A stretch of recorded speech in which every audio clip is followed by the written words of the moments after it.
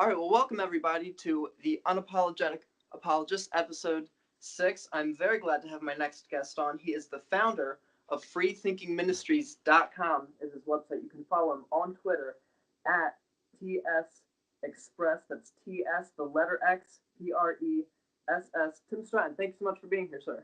Man, it's an honor to be here with you, Spellman. Thanks for having me on the show. Of course. Well, I'm That's very my camera here. I've put you through quite enough getting you on here. Yeah.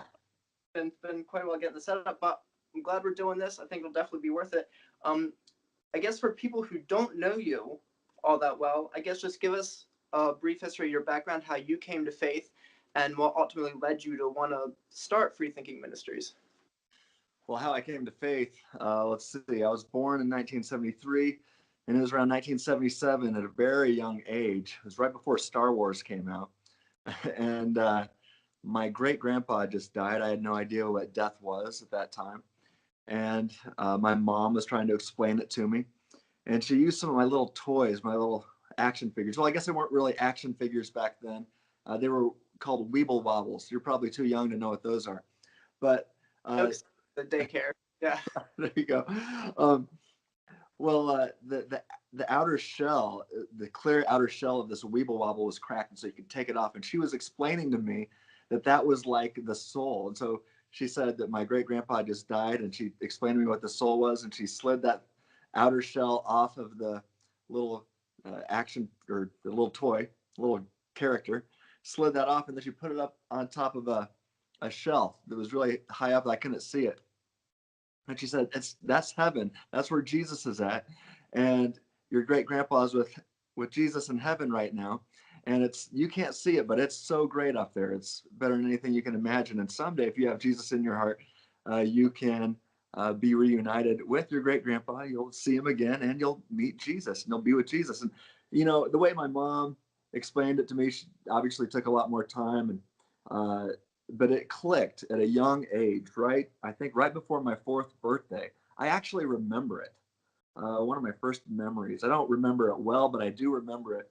And I remember praying and asking Jesus to live in my heart. And at that time, I had this little idea of a little Jesus actually living in my heart. But as I grew older, I understood what that meant. But anyway, so I prayed the prayer at a really young age. But I took it for granted. I kind of figured, well, everybody's parents must tell them about Jesus growing up. Yeah. And, getting into even, I think I was in 2nd grade then at one point, and I started realizing, wow, I just met somebody who wasn't a Christian. And I remember he told me he was Baha'i, and I was like, what does that even mean? And so I went home and asked my parents what that meant. And they told me, yeah, some people believe different things. But still, growing up in the middle of Nebraska, the vast majority of people at least went to church and would at least claim to be Christians. But then when I went to college, I realized, man, in the early 90s, going to college, I realized not everybody is living for Jesus anymore, or at least they're not even pretending. Right. And, and I kind of got sucked into some wrong crowds there for a while. And during that time, really felt the Holy Spirit working in my life. And then around that time, a band called DC Talk came out with a song called Jesus Freak. I went to the concert. I went to this concert. I heard the song for the first time, and it just changed my life. They're talking about living for Christ no matter who's around, no matter what anybody else thinks. They don't care what anybody else thinks. They're going to be Jesus freaks. I'm like, all right, I'm all in. And that's when I devoted my life to Christ. Yeah, I prayed the prayer at a young age, but I committed my life 24/7 to Christ at a DC Talk concert. And so, yeah, that song, and that song's definitely got a special place in my heart. But yeah, so since then, I've been doing ministry. I went into youth ministry right after that. And shortly after that, kids started asking good questions that I couldn't answer.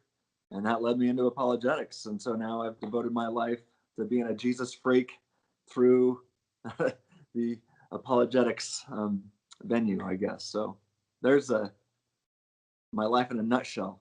Yeah, that'll do it. Going to college. When I first went to college, I didn't know anything about apologetics. I watched William Lane Craig debate and just debated everybody based on that.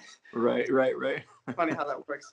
No, Yeah. but that analogy with the action figure, I think is almost the perfect segue into what we're going to be talking about, because we're going to be talking a lot about free will. Oh yeah. And of course, what always comes up in that conversation is, well, do we have a soul or do we not have a soul? Right. Yeah. And so I think for a while we all just took for granted, well, obviously we have free will, obviously we can choose. But kind of the rise of the atheists is they're starting to say, well, if material is all there is, then there can't be an immaterial realm, there can't be a soul. Yeah. And if it's not a soul and we're just matter, there's no real free will. So I guess let's start at the very beginning. How would you argue we do have free will and we're not just a material body? Yeah. So what do you want me to talk about? Why we have free will, or why should we? I think we have a soul. Well, let's start with, atheists often say, well, neuroscience can show that the brain is all there is, that you don't need a soul. In other words, we can do scan the brain, and if I'm going to raise my arm like this, you see certain points of my brain light up. So you don't need a soul, you just need a brain. Yeah. How would you respond to that claim, I guess? Well, yeah, I mean, I would agree that if matter is all that exists, it's really hard to see how anything would, or let's just say it this way.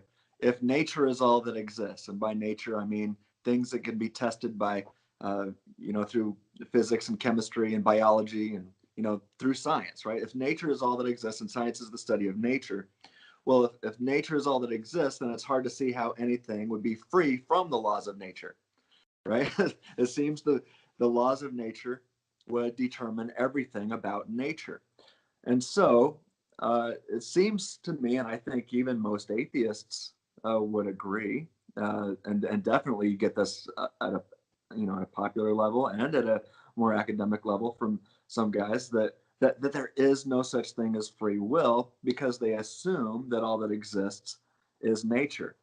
And so if you're going to assume that there's nothing other than nature or supernatural, then I would agree with them based on that assumption that I don't see how free will could exist. And by free will, I simply mean an ability to choose between or among a range of options, each of which is compatible with one's nature.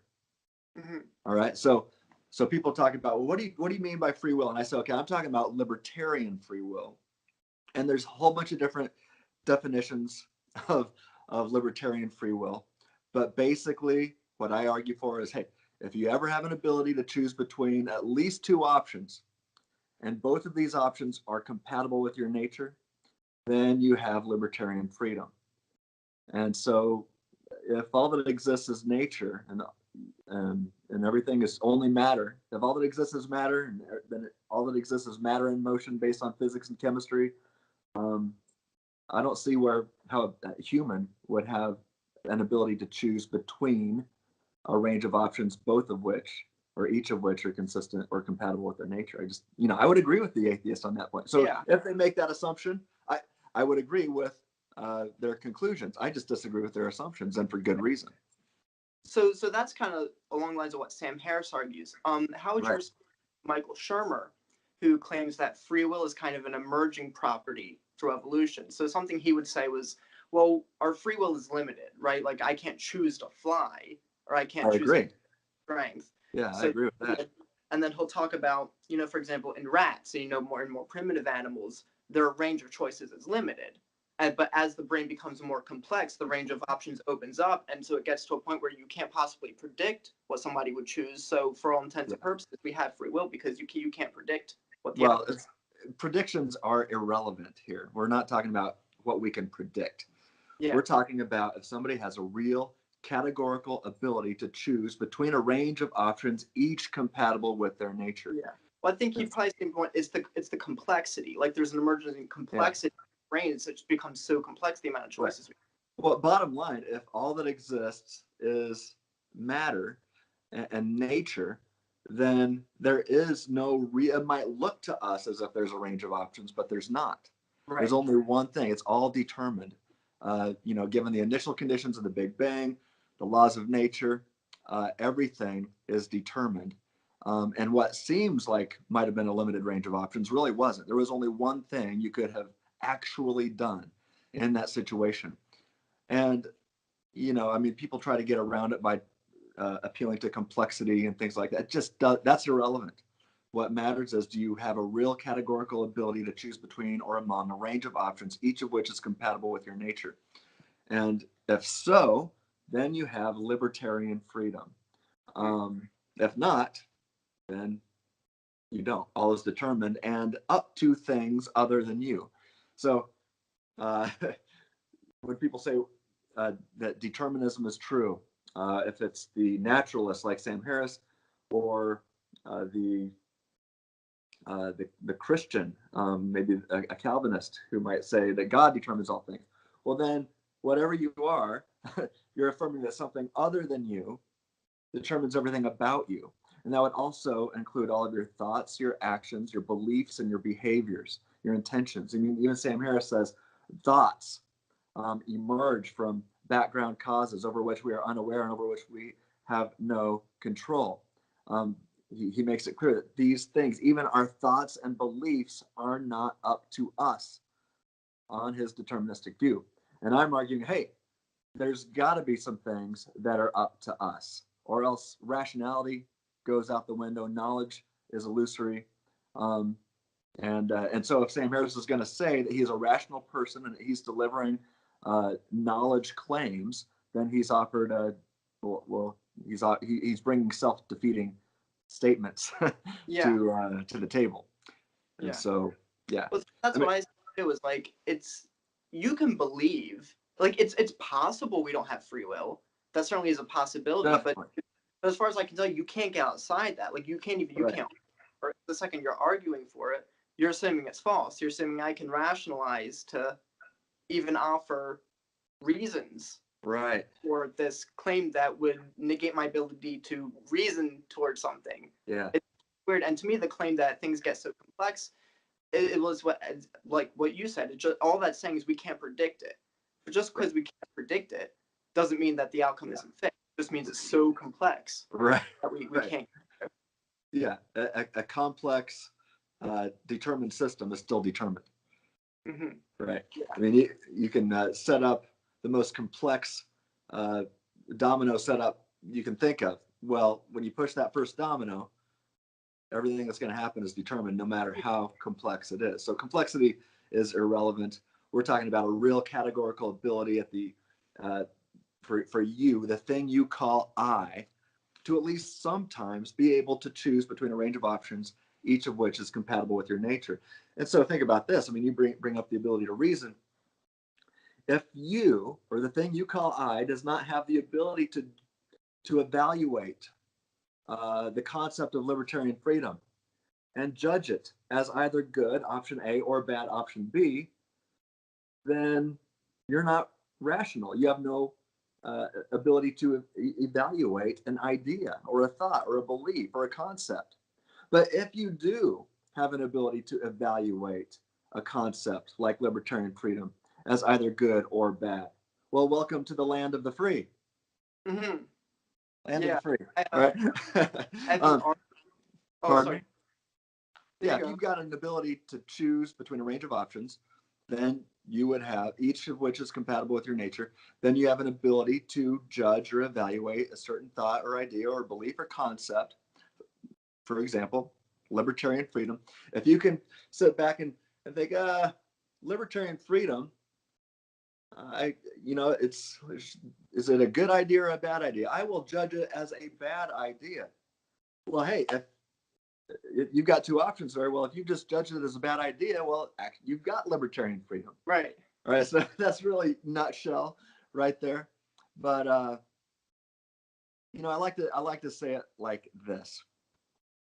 Do you possess the ability to reject incoherent thoughts and beliefs in favor of coherent thoughts and beliefs? Yes or no? Now note, I've given you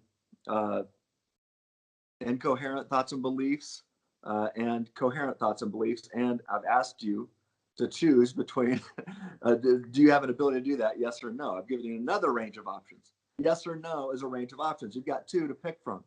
Now, if you are determined to only pick yes or no, and you cannot even consider the other one, really, you could not have chosen it, then how do you know your beliefs on the topic are any good, and why should anybody else listen to you? Why should you trust your answer? Why should anyone else listen to your opinions about anything, including that on this topic? And look, if you answer no, that you do not have an ability to choose or to judge the concept of libertarian freedom as either good or bad, well, and if you say no, I don't have that ability, well, then libertarian freedom exists anyway. If you affirm, if you affirm your ability to reject yes in favor of no, then you tacitly affirm yes that you do have that ability. So, you know, now I'll tell you this: there's also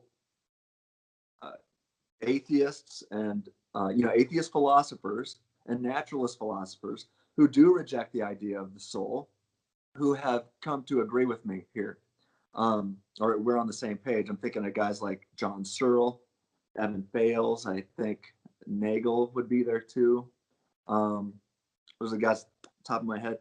These guys definitely not Christians. They're atheists, and I believe they're naturalists. But they realize that if we don't have libertarian freedom, then say goodbye to rationality. So it's not just Christians that are coming to this conclusion. It's atheist philosophers as well who are saying, man, if we don't have libertarian free will, then we cannot engage in the process of rationality. And if we cannot engage in a process of rationality, then we never gain knowledge based on rationality. So say goodbye to the vast majority of knowledge claims too. We don't have any justification for anything that we believe, or at least most of it. And so, yeah, it's not just Christians that are coming to this position. Now, I will say that the Christian worldview makes sense of the position, and I think you can do that with an argument that I've called the free-thinking argument against naturalism. I have several free-thinking arguments, but this is one of the first ones I came up with, I think, back in 2012. It goes like this. It's 8 steps. It's 4 premises, 3 deductive conclusions, and then a final abductive conclusion, which is really the start of a new argument. But it goes like this. Premise 1, if naturalism is true, human nature does not include an immaterial soul. 2, if human nature does not include an immaterial soul, then humans do not possess libertarian freedom or libertarian free will. 3, if humans do not possess libertarian free will, then humans do not possess the ability to gain inferential knowledge via the process of rationality. 4, humans do possess the ability to gain inferential knowledge via the process of rationality. All right, here's some deductive conclusions. 5, therefore, humans possess libertarian freedom or libertarian free will. 6, therefore, human nature includes an immaterial soul. 7, therefore, naturalism is false. And then 8, abductive conclusion, the best explanation for the existence of the immaterial soul is the biblical view of God. And then I have an argument where that's the first premise of another argument, but we'll save that for another time. But definitely, I mean, we've got 3 deductive conclusions there. Therefore, libertarian free will exists. Therefore, human nature includes an immaterial soul. And then therefore, naturalism is false. Now, I offer weaker arguments, I guess. Sometimes I'll include the word probably, and there I'll say if humans do not include an immaterial soul, then humans probably do not possess libertarian freedom. Only thing that changes there is deductive conclusion 6, and then it just says therefore human nature probably includes an immaterial soul. So yeah, there you go. Obviously, apart from the conclusion, the most contended premise would be 2, if I'm not mistaken, would be that the soul directly relates to libertarian free will. If I'm getting, but I think that's laid out so far. Let me bring something up here. Actually, I would say usually the most controversial premise is 3, but as soon as I defend 3 and showed that it's strong, people go to 2 to try to, atheists or anybody that doesn't want my argument to be true, they'll go to 2. Some of them start with 2, but just let me give you a brief defense here of the argument. So premise 1, basically premise 1 is synonymous with if naturalism is true, nature is all that exists. Mm-hmm. So that's not really controversial. Nobody ever starts out attacking that one anyway. So if naturalism is true, nature is all that exists. That's all I mean when I say if naturalism is true, the immaterial human soul does not exist. Why? Because nature is all that exists. Okay. So that's pretty straightforward. Premise 2 is tantamount to if all that exists is nature, then all that exists is causally determined by the laws of nature and the initial conditions of the Big Bang and maybe some quantum events, but none of these things are up to a human, right? So if all that exists is nature, everything is at least probably causally determined by the laws of nature, Yeah. and or nature itself. Um, so uh, let's see. So yeah, premise 2: if all that exists is nature, then all that exists is causally determined by the laws of nature, initial conditions of the Big Bang, maybe some quantum stuff, but that's the point there. None of it's up to you. Premise 3. Premise 3 is equivalent with if all things are causally determined, then that includes all thoughts and beliefs. All right, think about that. If all things are determined, that includes all thoughts and beliefs. And if our thoughts and beliefs are forced upon us, and we could have never chosen better beliefs, even if there were better beliefs, Right. but you can't choose them. Yeah. So, yeah, I lost my place here. Anyway, if you can't choose better beliefs when there are some out there, then you don't have any justification that your beliefs are any good. So you're really left begging the question. And if you beg that's a logical fallacy, and any argument based on a logical fallacy is no argument at all.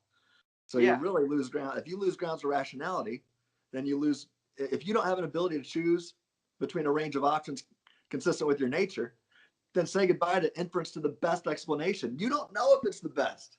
Right. Well, and what's funny about that too is when you say best explanation or better beliefs, those terms ultimately become relative because better beliefs pertaining to truth or better beliefs pertaining to survival. It could be that was what was beneficial to our survival through the process of evolution to have an illusion of what reality. Now you're getting into Alvin Flanagan's work, the evolutionary argument against naturalism. This is close, but I've had some people tell me that, I mean, I'm not going to pretend to be anywhere near as smart as Alvin Flanagan, but some people think that the argument that I am offering is even stronger because at least on evolution, your beliefs are aimed at survival. And if that's the case, there's a good chance they might be true. Not necessarily, though, and that's where Alvin Flanagan's argument, it's got to get your attention. But if all that exists is nature, and I mean, the laws of nature aren't aimed at anything. And so if all of your thoughts and beliefs are determined by the fizzing and popping of physics and chemistry, it's not aimed at anything. Mm-hmm. So it's definitely not aimed at truth. Yeah, well, that's the weird thing. Well, that's even if you make the assumption that what's going to be most beneficial to survival is going to be an aim at truth. Even if you make that assumption, even the word assumption assume I can freely assume something. Right. That's not your assumptions aren't even up to you. Yeah. Your assumptions aren't up to you. And then when I say, look, evaluate your assumptions, you can't even do that. That's not up to you either. Now evaluate that thought. As Dr. William Lane Craig says, a sense of vertigo sets in for everything you think. None of it's up to you. It's all caused by something else, including trying to evaluate the very thought in your head right now. Say hello to vertigo. Right? Yeah. None of it's up to you. A conversation with an atheist friend years back, and I was asking him if he believes in free will, and he kept saying, well, the more I learn about the universe, the stronger I come to the conclusion that we don't have free will. And I kept trying to challenge him, saying, but you're saying that you're learning about the universe, which implies you do have freedom to learn new things about the universe.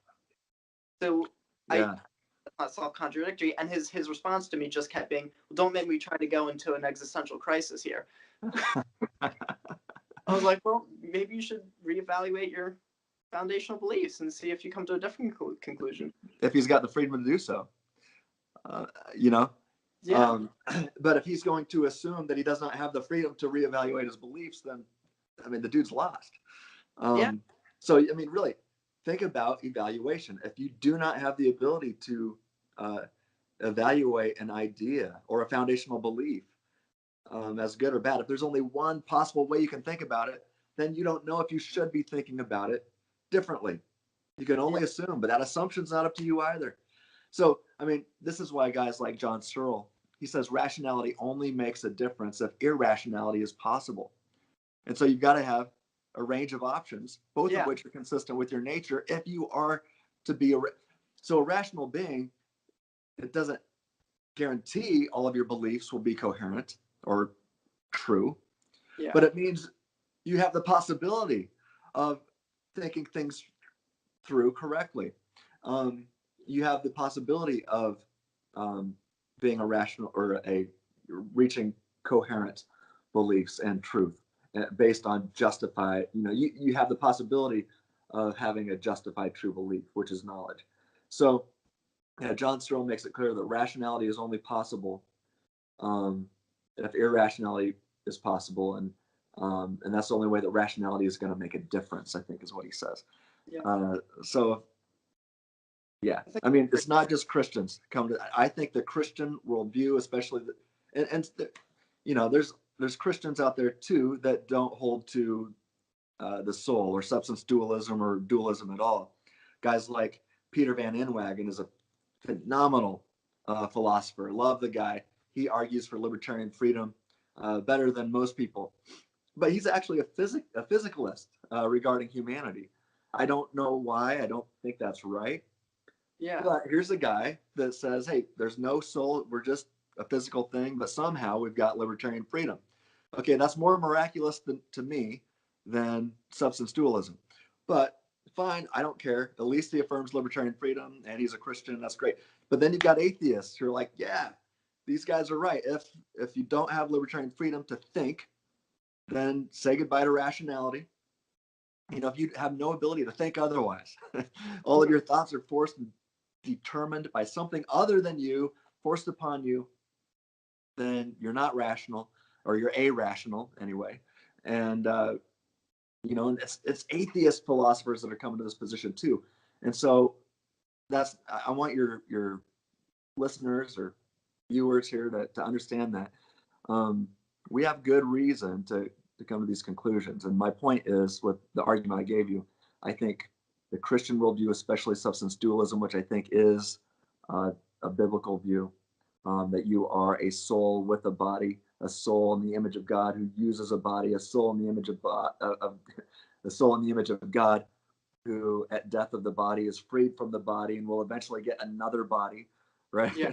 um, I think the biblical view of that makes great sense. If you are a soul in the image of God, then you would be something other than nature, and therefore it would make sense that you would not be determined by the laws of nature, Mm-hmm.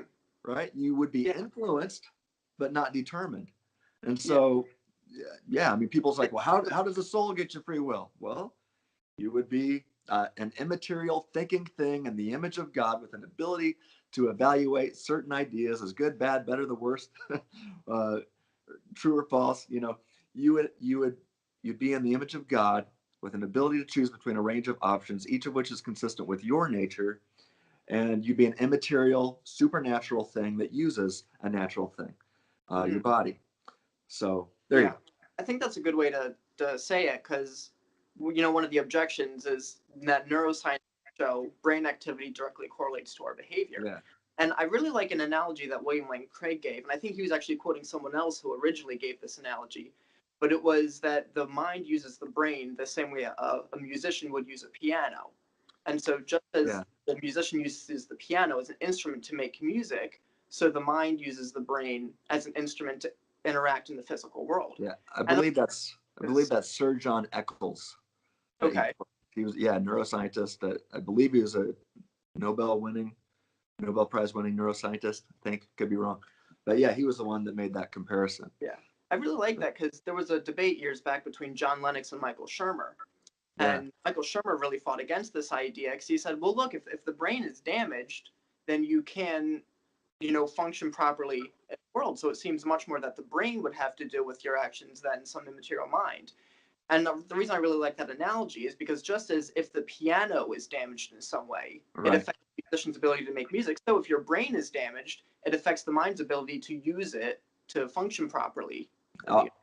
You know what? That just brings to mind a great conversation I had with my grandpa a few years ago. He died a couple of years ago, but he's a guy, fought in World War II and went to Harvard, graduated top of his class. Just a brilliant guy. And towards the end of his life, he's in his 90s. A few years ago, and he said, Tim, he kind of had a moment of clarity. He was kind of really struggling with Alzheimer's, and but he had a moment, and we had a good talk on the phone. He's like, Tim, I'm not as smart as I used to be. And I said, Grandpa, I said, you're brilliant. I said, but right now, it's just your brain isn't working like it used to, but your soul is smarter than ever. You as a soul have so much knowledge that you've gained, and you're having a hard time maybe using a damaged brain, but you are brilliant. And once you are freed from your body, you're going to be thinking quite nicely and better than ever before. And that was one of my last really good conversations I had with my grandpa. And he thanked me so much. And he said, Tim, you just brought me so much peace. So, there's pastoral significance and with understanding this also. Yeah. So I guess before we get into, kind of free will, theological implications towards deterministic version sects of Christianity, so maybe we could jump to the political real quick. Okay. One thing you've been quite outspoken on, I've been sharing a lot on social media, is about this abortion law.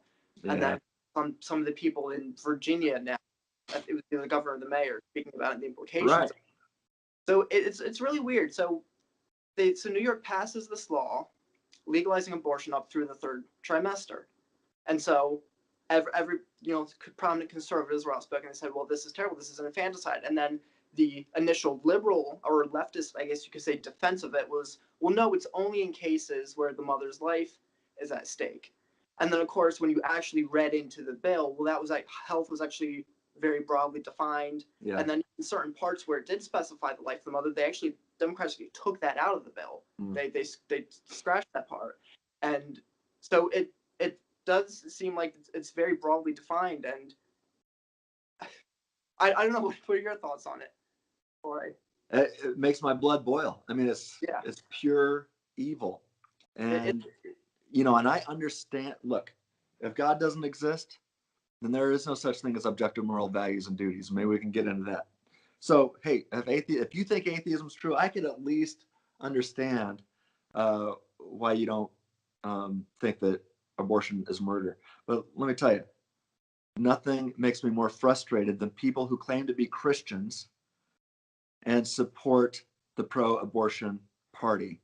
And now, let me tell you, I am not a Republican. I left the Republican Party about 15 years ago because I disagreed with things I was seeing in the Republican Party, and I wanted the Democrats to give me a chance. Yeah.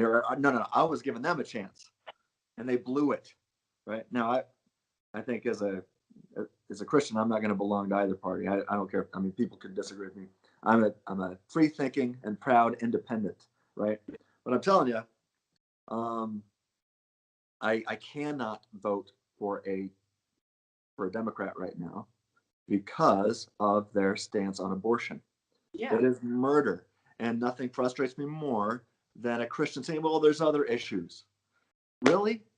Would you say that about Hitler? No, and he only killed 6 million Jews only, right? But we're going on 60 million and counting murdering of babies. I'm sorry, I can't take your moral outrage seriously on any other topic when we're talking 60 million and counting babies, murdering them. I mean, it just blows my mind how anybody can justify that looking at any other issue.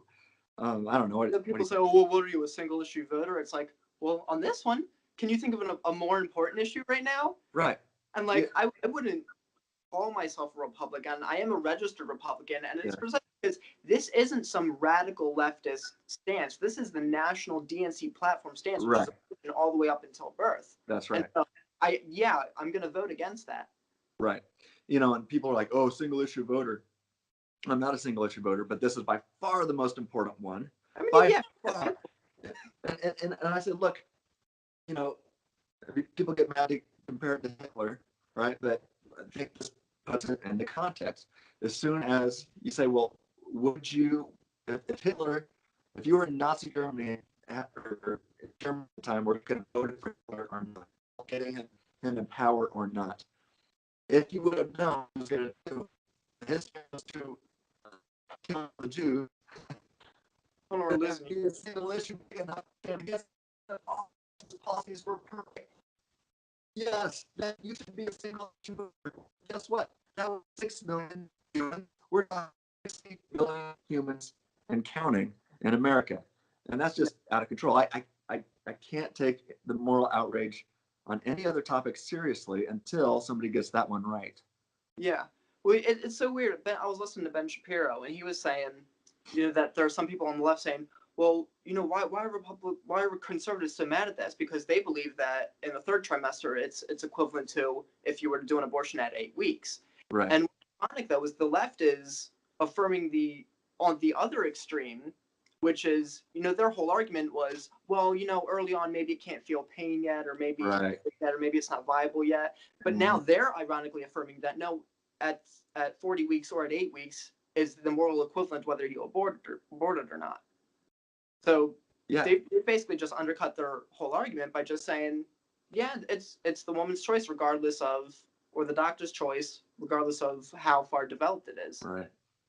Which is, I do get political quite often. It's usually about this topic. Like I said, there's a couple others that I care deeply about, but this is by far the most important one to me. And I told myself a couple days ago I wasn't going to get political on social media. I just wanted to work on my dissertation. I could see the light at the end of the tunnel there. I'm almost done, and I was just going to work on that. And then well, just let me check Facebook really quick before I start my research and writing. And I saw this video of the politician in Virginia trying to pass the bill that you could kill a baby during the birth process. Nathan was his last name. What's that? Nathan was his last name. I don't remember his first Well, name. It was a woman that Oh, was. you're talking about Kathy Tran? Yeah, I think that's it. Mm-hmm. I saw that, and and then I heard other things what the governor was saying, and so I felt led to type something on Facebook. It kind of blew up. It kind of, it was shared quite a bit. I'll read it to you here. I said, "This is out of control." To my Democrat friends, it's hard to take any moral outrage seriously from anyone who turns a blind eye to mass murder and casts a vote for a politician who fights to keep murder legal and shouts their abortion, especially during the third trimester. I was born at 7 months. It seems to me that this makes all who continue to vote for and support the Democrat Party an accomplice to murder, and now torturous murder. Now, many of those who vote for Democrats often say things like, well, I'm personally against abortion, or of course abortion is morally wrong, but ... I said, know this, Planned Parenthood and the abortion/murder industry love people like you. You are the ones who make this mass murder possible. The hope is not lost. In fact, it is you, the Democrat voter, who can come through and be the hero. Democrat voters need to stop the Democrat Party in their tracks and not shout their abortion, but instead shout, "This needs to stop or I am done with you." Democrat voters, especially those who claim to be Christians, need to take to the streets, get on social media, and fight to turn their beloved party around. It's gone way too far. Or they must leave it. And they will not receive your support or your vote until this madness comes to an end. Until I see this public outcry from those who vote for Democrats, I simply cannot take their moral outrage on any other political topic seriously. 60 million murders and counting outweighs all the other issues combined. That's Yeah. what I put on Facebook. And what's really cool is I know that I've been contacted by somebody who told me that this Facebook post led to certain people going to the politicians in Virginia and really put pressure on them to not pass the law or the bill, and I believe the bill failed. So, I mean, I was told that somebody Good. there in Virginia was awesome. inspired by my Facebook post. So, yeah, you just never know what change you can make from your Facebook post. I guess that's the moral of the story there. Like, don't be afraid to put it all on the line. Yeah. So, I definitely I think Democrat voters, people who would normally vote Democrat right now, you guys are the ones that can step up and be the hero here. Yeah. And I'm not telling you to leave the Democrat Party. I'm telling you, or at least right now, I'm telling you to put pressure on them. Get on your social media account and say, look, I'm a Democrat. I am not going to stand for this. I even had one person, based on my Facebook post, a couple people contact me from different parts of the country and say, look, I'm pro-choice, but not this has gone way too far.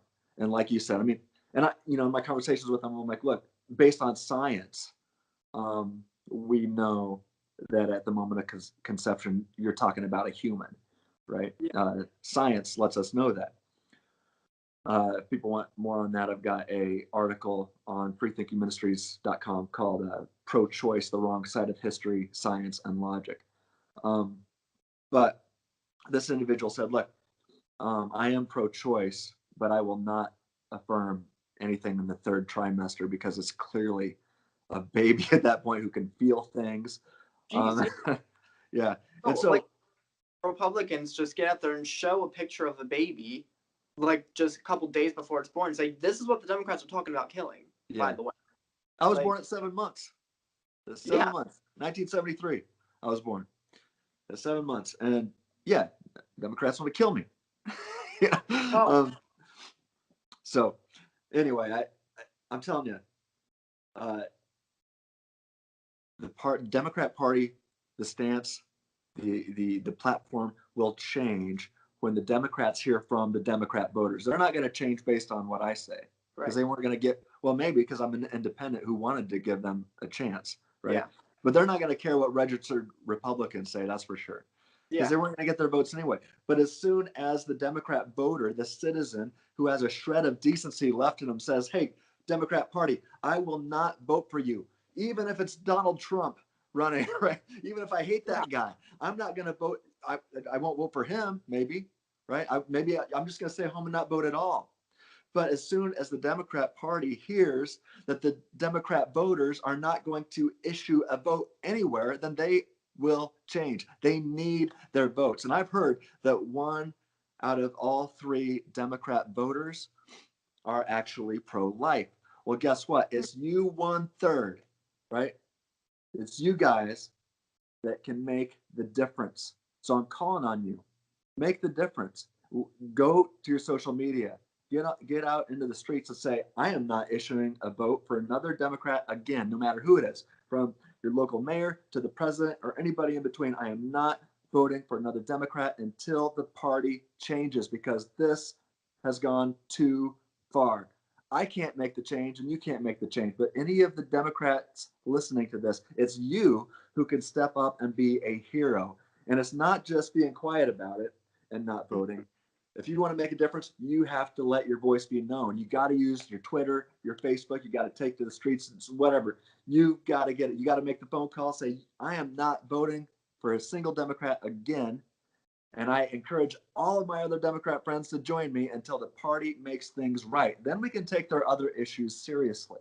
But this is way too big. 60 million murders and counting. You add up all the other things you don't like about the Republican Party, guess what? It still pales in comparison to 60 million murders of babies and counting. Philosophers, man, you got me going, man. I'm sorry. But philosophers, when we're discussing morality and if objective morality exists or not, one of the things that's always brought up, because it's something that everybody seems to agree on, is, well, of course, we just know that it's wrong to torture and kill infants for fun, right? I'm like, and everybody's just like, oh, yeah, that's, you can't really get much worse than that. Yeah, okay, we'll give you that. We know that that's wrong. Well, now it's like torturing and killing infants for convenience so that you can go have fun and not worry about the consequences. Yeah. Guess what? It's the Democrat Party who is affirming what philosophers like to show is, of course, this is the one thing that nearly everybody can agree on, that this is wrong. Yeah. Come on, man. I know. Come on, it's gone way too far. Yeah. Well, it's important that you're stressing, about Democrats have to talk about, I'm not voting for certain politicians. Again, this isn't a radical leftist position. This is the mainstream Democratic position. Right. And That's right. so weird. How are we supposed to find common ground? People always talk about finding common ground and this and that. And I think Stephen Crowder brilliantly points out that finding common ground in the absence of truth is not a virtue. Amen. And they've undercut their own argument. It was supposed to be common ground, safe, legal, and rare. Right. Now it's abortion through the third trimester. They've undercut that. I think polarization is a bad thing, but if I'm polarized from somebody who thinks it's okay to kill a baby through the third, I'm okay being polarized from that person. That's right. And I'll die on that hill. They've just completely given up their argument. I mean, even if this bill was only meant to protect, say, a mother if her life was at risk, never mind that that's not a thing that happens, right? First of all, the majority of women who seek late-term abortions aren't seeking them for health reasons or for, her life's at risk. Yeah. Not only that, there's emergency C-sections that can be done. There can be early delivery.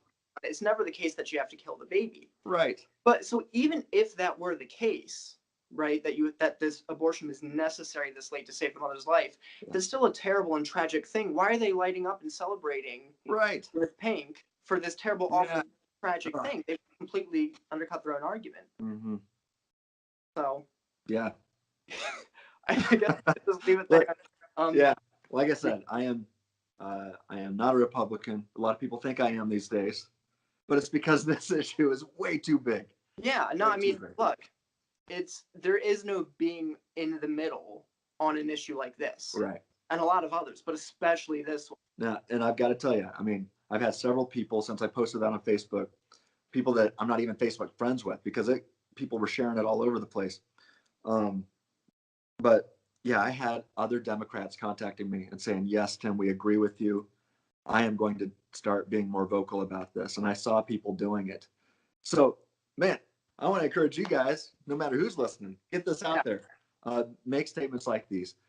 People need to feel this pressure from the voter who would be willing to turn a blind eye to abortion because they like some other cause. And I mean, I'm friends with some gay people. Some of them will say, yeah, my LGBT rights or whatever. And we were born this way. Well, look, you want to kill people who would have been born that way. You want to kill them. Yeah. Right? I mean, come on. You had your gay marriage is legal. Great. Okay. Now you can leave that. It's legal, right? Let's save some lives here. Let's save some lives. That was just on top of my head. Pick any other issue. And it pales in comparison. So I don't know. You got me going. Yeah, no. So you mentioned the moral argument earlier, and I'd actually like to get into that quite a bit. Because one of the ones I've been working, really hard on developing beyond, the typical arguments we hear.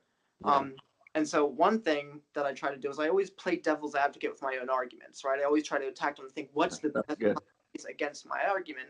And then I try to argue against that. That's even what I'm going to start trying to do with future segments. Maybe even can have you come on and debate my atheist. That'd be fun. It'd be a lot of fun. Yeah. But so I think the two strongest cases an atheist could possibly make against the moral argument is one, they could argue that the good exists as an abstract Platonic object, and that the process of evolution kind of shaped itself around that, so that morality emerged within humans, and so they had an obligation to one another. Now, I think that one is weaker. Yeah, there's no objective obligation there. There's Well, no objective, nothing objective there at all. And so yeah. if we're going to talk about objective moral values and duties or objective moral obligations, how does that make it objective that you ought to, especially if there's no free will, right? Well, If it's all matter in motion, then whatever happens yeah. just happens. Whatever, Hitler did his thing and it wasn't up to him. That was physics and chemistry. Gandhi Yeah. did his thing too, physics and chemistry. Mhm. Yeah. Well, yeah, exactly. Yeah, there are problems with that theory. I'm trying to develop that on the atheist side more, but the one I'm working on more is an argument against moral realism. So one of the things I've tried to conceptualize is we often have terms subjective morality and objective morality, right? And I'm trying to say one thing I've argued is that, well, either there is a category of morality out there by definition is objective, or there is no such category, and all there is descriptions of how we've evolved to behave in social structures. Right. Okay, good. So a description as an is. Pardon? Right. So the description, though, tell me if I'm tracking with you, the description of what is just what it is, right? You're describing what it is, not how it ought to be. Yeah. Am I tracking with you? Yeah, right. Because the weird thing, when atheists, like Sam Harris does this a lot, he'll switch between terms subjective and objective morality. Yeah. And so he starts building a foundation on subjective morality, but by the time he's gotten to the end of his argument, he's on objective morality, which he's equated between the two things. So basically, I'm saying there either is a category of morality that's objective or there isn't, right? And then you can describe, well, why do we behave the way we do? What's beneficial to our survival, but you're not discussing that in any kind of moral sense. Right. And talking about what's beneficial to our survival, written on this on my website, is it objectively good for humans to survive?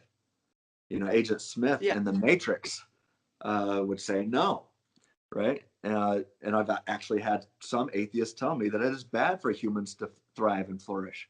It's objectively bad, they might say, because we hurt Mother Earth and the universe. We're bad for the universe. And that was Agent Smith's position in the Matrix. He's interrogating Morpheus before Neo comes to save him. And he's like, you guys are, one thing I've learned about humanity is you're like a virus, a cancer, and you just destroy the earth wherever you go, and so according to Agent Smith and other liberals in Northern California that I've talked to, it's bad.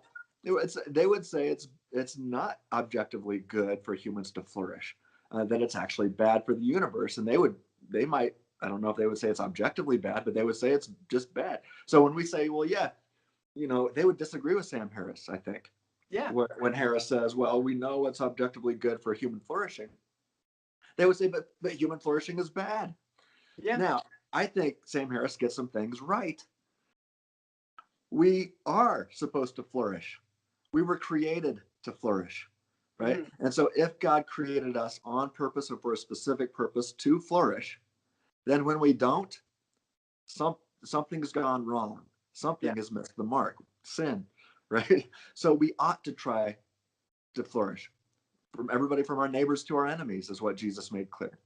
But only on theism, and Christianity makes the best sense of this, can we say that humans ought to flourish.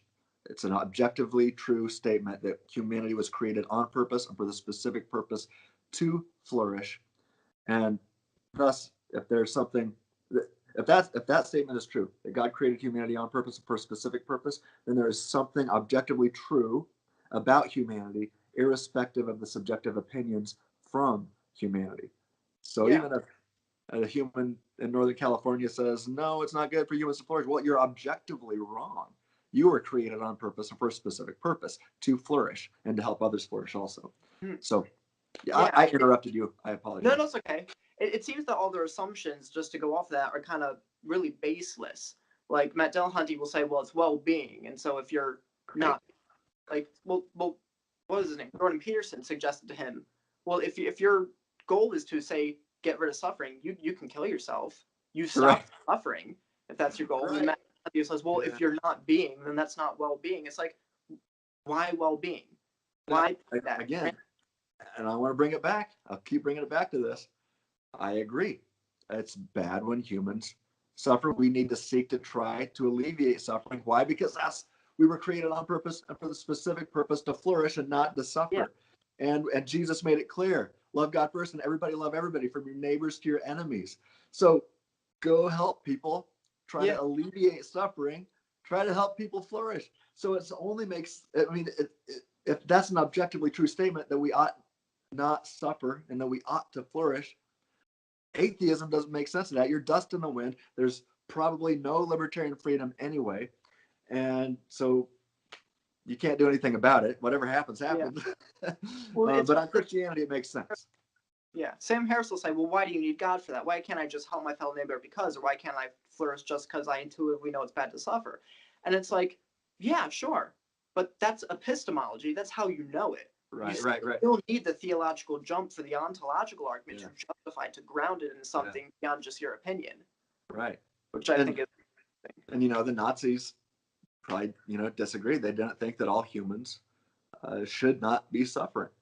And so that's what you need. Well, look, there's a logical foundation that opposes the Nazi political platform or whatever. And you were created on purpose for a specific purpose to help all humans flourish. And you guys oppose that. So you're opposed to objective reality. The Nazis were, Democrat Party is with abortion. No, okay, now Republicans don't get everything right either, right? This is the biggest issue. Let's start there and work our way down. Well, let's work on both parties. Both parties need a lot of work. Yeah, absolutely. Yeah. I guess my second part of the moral argument, as far as developing a good atheist rebuttal, is against moral realism. So one of the things that us as theists argue is that, we have more of a reason to trust our intuitive sense that it is objectively evil to do certain things like torture a baby for fun. We have more of justification to trust that instinct than to justify any argument against moral realism, to say there aren't objective moral facts. And I was going to try to come up with an atheist rebuttal to that, would just be to say, well, through the process of our evolution, it became so ingrained that it had to feel objective. And so there are certain studies that Jordan Peterson talks about among rats, where they even have a sense of fair play. And so if you have a big rat who can easily beat a little rat in a wrestling match, if he doesn't let the little rat win 30% of the time, the little rat won't keep playing with him. So even at those low levels of evolution, there's a sense of fair play and justice that has to go on, even though it's subjective. But so then by the time it reaches humans in the process of evolution, it's so ingrained in us, it feels objective, that we have to engage in the sense of fair play, but it's not. Yeah. But again, I mean, there's a problem there. You can't derive an ought from an is, right? So if that's just the way it is. Exactly. That would be my atheist argument. That's just the way it is. Right.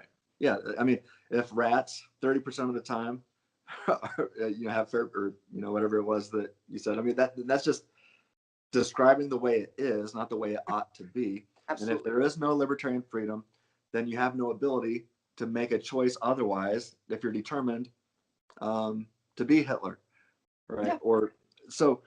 And that's exactly my atheist position, by the way, is that there are no oughts. Yeah. And if there are no oughts, then there's nothing wrong with Hitler. There's nothing wrong with Trump. There's nothing wrong with fill in the blank with your favorite politician or least favorite. There's nothing wrong with it in an objective sense. But if anybody ever really gets something wrong in an objective sense, then say goodbye to atheism. Yeah. So I have two rebuttals to that, and I'm more interested in what you think of the second one, but I'll say the first one is kind of quicker, which is it's impossible to behave consistently with that worldview.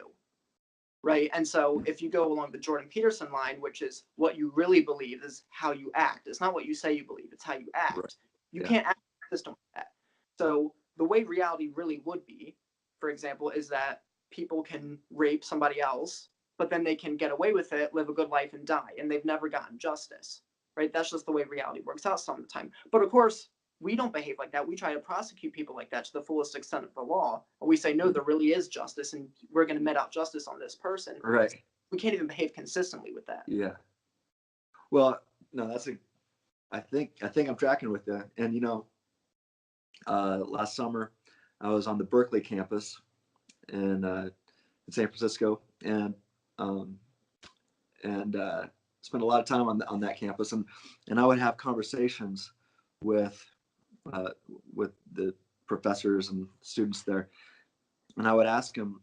I said, "Do you believe in objective morality? There's some things that are objectively good, bad, right, wrong, and evil, no matter what anybody else thinks." And surprisingly, a lot of them would just say, "No, that doesn't exist. There's nothing objectively good, bad, right, wrong, fair, or evil." Um, it was like they knew where it was going, that it was going to point to God, you know. And then I would ask them, uh, I'd say, "What's your stance on Trump's policies right now? Do you think some of those are really wrong?" And some would be like, "Yeah, that he is really wrong." I'm like, "Well, you said it wasn't wrong." Now some of them were too smart, and they realized, no, that's not really wrong what Trump's doing. I said, "Well, so is it just your opinion versus his? And why should your opinion count more than his?" And that got some of their attention. And then those who are really staying strong, there's like nothing wrong. Well, then you bring up Hitler again, and you say, "Was it wrong what Hitler did?" And one philosopher or philosophy student, he said, "No, there was nothing objectively wrong with what Hitler did." And I'll never forget what happened here. I didn't say anything. I just looked at him. Then he just looked straight down at his shoes. We were both standing up. And he looked down at his shoes. He took a step back. And he started moving his foot back and forth. And he looked back up at me. He goes, "That doesn't sound right." I said, "It sure doesn't. And it's because you're objectively wrong."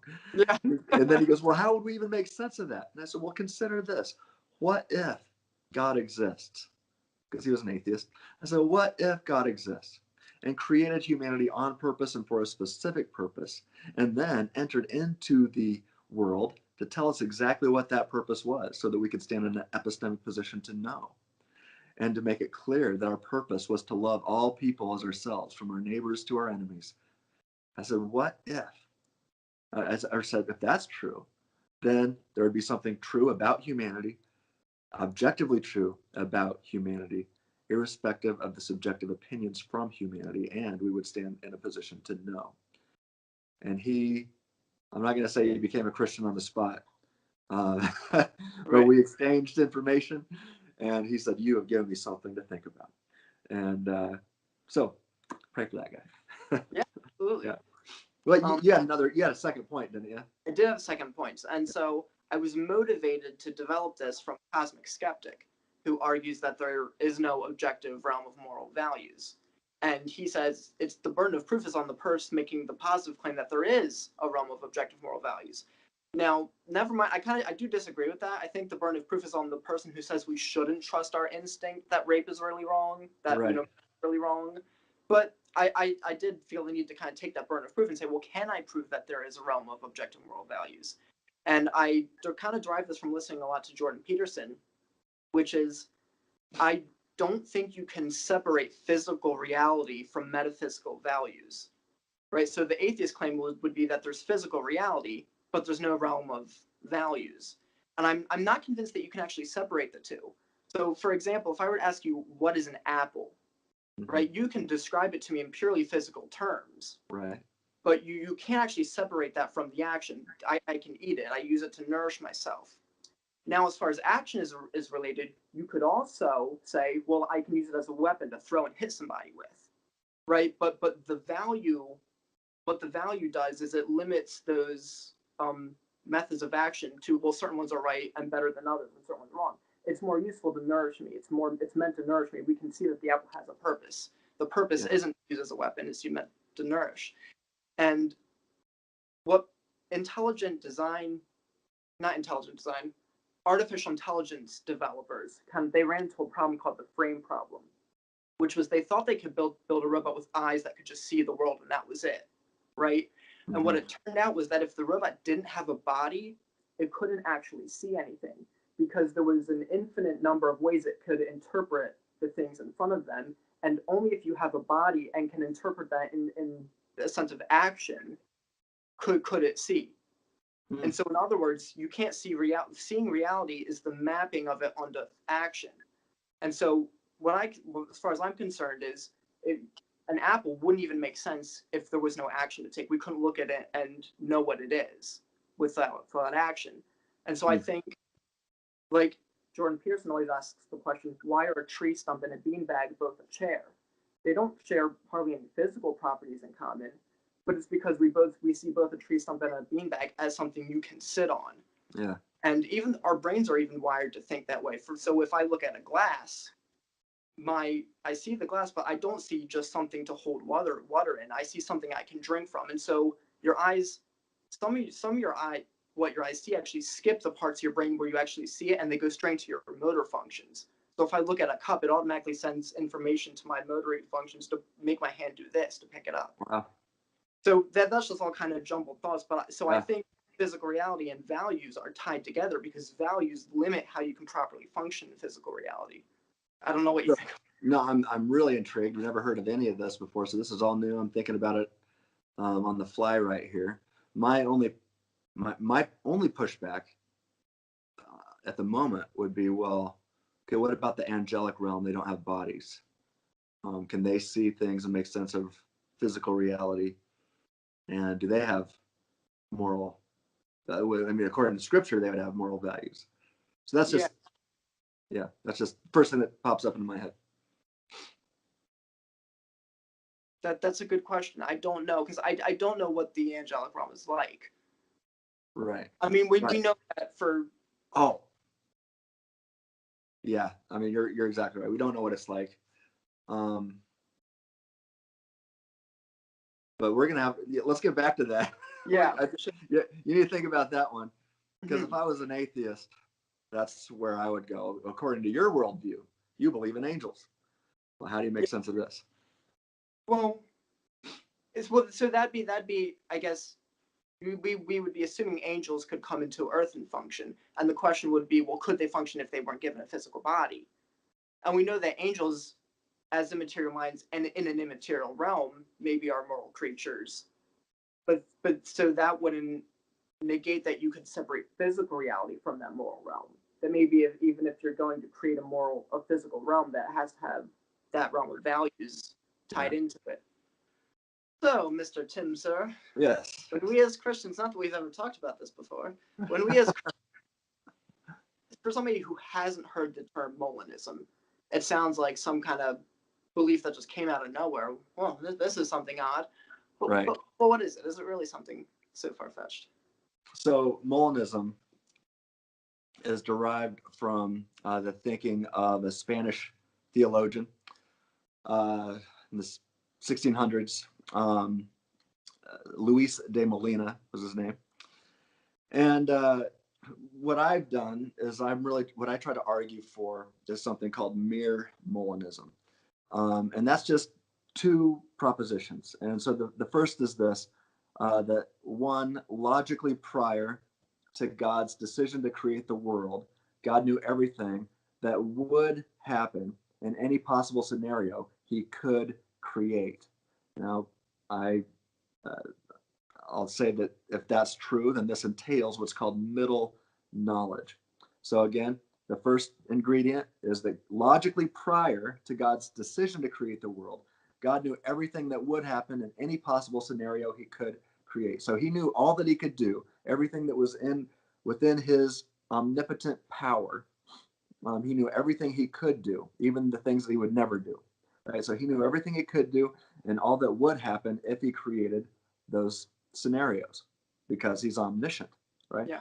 So the second essential ingredient then is this: as beings created in the image of God, humans, like God, possess libertarian freedom. And as I said earlier, what I mean by that is that's the ability to choose between a range of options, each compatible with human nature. Now, so I say that once one affirms those two things, those two propositions, then you are a Molinist, or at least a mere Molinist. Now, we can make sense then of how God can predestine all things, without causally determining all things, without making it happen, right? He can leave some things up to us. and really be up to us because they're not caused or determined by anything other than us. So it follows from that if an omnipotent God could create a being with free will, that I just said is the ability to choose between a range of options consistent or compatible with their nature, then God must possess middle knowledge. Yeah. And this middle knowledge simply means all that would, I'll say it again, all that would happen in any possible scenario that God could create. If that entails the ability to create free creatures, then God's got middle knowledge. So if humans are free or even could be free in a libertarian sense, and God possesses this knowledge, then you get some flavor of Molinism. And surprisingly, well, I'm trying to build bridges between I'm trying to build bridges in the church or behind the doors of the church where there has been division over the past 500 years. Yeah. And I'm finding that by finding things this way, Calvinists and Arminians and a whole bunch of people from different, they're different sides of the aisle in the church are coming together and meeting in the aisle. So, in my dissertation, I'm pointing out that everybody from, let's say, I think I'm starting with Augustine, moving all the way through Calvin and Luther and Melanchthon, Arminius, the Synod of Dort, everybody between Augustine and even, like I said, Calvin, Luther, and Melanchthon would affirm some instances of libertarian freedom, even if they rejected it regarding issues pertaining to salvation, or what we call soteriology. And so if anybody affirms at least one instance of libertarian freedom, and they affirm that God was still sovereign over that libertarianly free thing, then the only way I can see to make sense of that is through middle knowledge and through Molina's ideas. And so you've got to have what I call mere Molinism, even if one rejects the idea of freedom, libertarian freedom relating to salvation issues. So that's basically what I'm working on right now, and it's a lot of fun. Right on. So, not to open up a whole new can of worms, but one thing I'm hearing that's confusing is that, some Calvinists would accept what you just said, the mere Molinism propositions, Right. but they would reject it with issues pertaining to salvation. Yeah. I don't understand what would be the motivation for that, because to me it would either be determined all the way through or not determined all the way through. I don't see why there would have to be a switch on their part. Well, I think, to be fair to my Calvinist brothers and sisters, the reason why they would do that is because of how they interpret biblical data. Now, I disagree with their interpretation, but that's another conversation. What I'm willing to do, though, is for the sake of conversation and for the sake of unity, saying, okay, look, even though I disagree on your stance regarding TULIP, right, the 5 points of Calvinism, which gets deterministic regarding salvation issues, at least you're affirming libertarian freedom in other areas, namely rationality, like we talked to. Greg Kokel is a great example of this. Yeah. Greg Kokel of Stand Reason Ministries, highly respected guy. I've had several good face-to-face conversations with him. And he is a Calvinist who affirms TULIP, right? All 5 points of Calvinism. He's an ardent Calvinist. But like other Calvinists, I'm thinking of guys like Alan Flanagan and Kevin Tempe and Oliver Crisp and Mueller. I can't think of his first name right now. You've got these other Calvinists, and Greg Kokel is one of them. He says, look, we've got to have libertarian freedom or we can't be rational, right? Like we talked about earlier. For rationality, if I'm going to rationally conclude that Calvinism is true, then I've got to have libertarian freedom when it comes to thinking. And so Greg Kokel does affirm 5 points of TULIP and determinism when it comes to salvation issues, but he also is a libertarian and issues external to salvation. And so although we have our disagreements, we're unified on libertarian freedom. We're both libertarian freedom fighters. Okay. Yeah. Right. Yeah. Right on. Yeah, I think that's important. It's finding common ground. Yeah, definitely. One thing I was talking about before with a friend was, the old Earth versus young Earth debate. Right. What I think is a lot of straw manning coming from both sides against the other side, and I really wish we could just agree to disagree. Yeah, I totally agree. I mean, if I ever come back on for another podcast, we can get into that. So, because I have a lot of thoughts. Yeah, I've got a lot of thoughts on that, and I've gone from one extreme clear to the other, and then somewhere in the middle. That's me. Yeah. Is it really? Yeah. Yeah. No, I'll just really quickly say where we are in the middle, and then where extremes we started on and ended up on. But yeah, where did you start? Young Earth. Me too. I was a Ken Ham fan. I was a Ken Ham fanboy. And pardon me? Kent Hovind. Kent Hovind too. Yeah, I love the guy. Yeah. I mean, as a youth pastor, former youth pastor, I used to make all the kids watch Kent Hovind VHS videos. Nice. I regret that now, you know, but yeah, I started there, and then I went clear to the other extreme, and I became a hardcore old Earth. That was the only way. And now I lean old. I think that my position is this: I think the Bible is silent. After studying hermeneutics, I've come to the conclusion that I think the Bible is probably silent regarding the age of the universe. And if God's word is silent on an issue, then you're free to study God's work on the issue. And studying God's work is science, right? Yeah. So I always tell my scientist friends, I'm like, well, I'm a theologian who studies God's word. You're a theologian who studies God's work. And so if God's word is silent on an issue, follow the study of God's work, follow the scientific data. And I think it's pretty heavy that it's old, but I'm quick to say I could be wrong, and I'm willing to have my mind changed. And bottom line, young earth creationists and old earth creationists are all creationists. We all believe that the Bible is the inspired, inerrant word of God. We just think that each other's interpretation of certain parts are wrong. But when we say that that's the issue, it's how I think your interpretation wrong. I think your hermeneutics is faulty here. Well, I'm willing to be corrected on that, and I just challenge those who disagree with me to be willing to be corrected on their hermeneutics also, because we agree on everything else that God created and that the Bible is the inspired word of God. Now let's figure out how to interpret it correctly. Yeah, I agree. Well, one of the things I've been convinced of as kind of a final thought, especially from watching like Kent Hovind and stuff, is even if the Earth is billions of years old, I would still see the evidence for dinosaurs living thousands of years ago pretty compelling. Yeah. Personally, I don't see how that would necessarily be a contradiction. I think there's good historical evidence that man probably had some interaction with them, and then some of the fossilized blood cells that are fresh that we can still find, I think is interesting. Well, I mean, what gets my attention more than anything is just the cosmological data.